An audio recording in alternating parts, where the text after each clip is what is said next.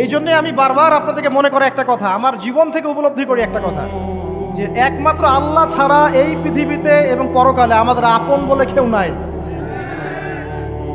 বাকি সবাই সবার স্বার্থের জন্য আছে।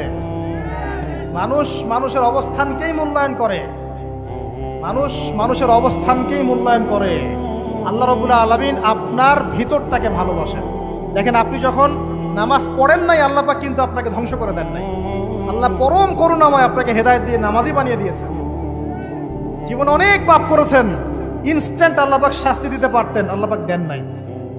আল্লাহ আপনাকে ভালোবাসেন, আল্লাহ আমাকে ভালোবাসেন।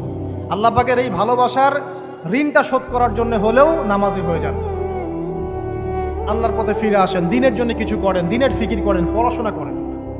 প্রিয় ভাইরা, আল্লাহ পাক তৌফিক দান করুন। দেখুন, এই রিবা থেকে দূরে থাকার জন্য একটা হাদিস যথেষ্ট, যে 4 শ্রেণীর মানুষকে আল্লাহ রাসূল সাল্লাল্লাহু আলাইহি ওয়াসাল্লাম